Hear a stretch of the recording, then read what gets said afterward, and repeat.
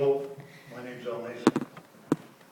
Gord, I met back in the early 60s, I guess, when he was building another car in Cooksville at a shop run by a chap named Jim Scriber. I don't know whatever happened to that car, but Gord came around our station in the early 60s and dealt there until we left. And lo and behold, we bought the place up here when I retired, and there was Gord around the corner. So then we went into business again up this way, and as time passed, Gord ended up working with us, so it worked out great. Gord had a love for cars, like you wouldn't believe. He was a real car nut, and that fit right in our world. Back probably 25 years ago, he decided his dream was to build an early British sports car, and he had, photographs of them and so on. So I said, yeah, sure, we can do that. And, we talked about it, partied and talked about it. Finally,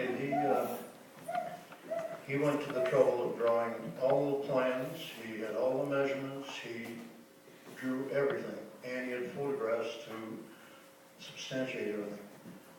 So we went to work and built a 1933 Invicta. And I think he had more fun with that than most cars.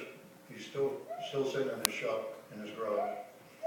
Then he got into T-Bird, and then fell in love with Jaguars, which didn't turn my crank, but he was. But anyway, that's how I knew Gord, and I guess I've known him for over 50 years. In Cooksville, I only met him at Scriber's shop, and I knew Scriber and those guys because they were building race cars at that time. And I think Gord had a chassis shortened there or something. But then when we were in the station, he dealt there, and he showed up at least a couple of times a week when he was in town, because he did a lot of traveling in those days. So that was my experience with Gord. He was always a straight shooter, and if he told you something today, that's the way it was. So it was a pleasure to know him, and a great family. Thank you.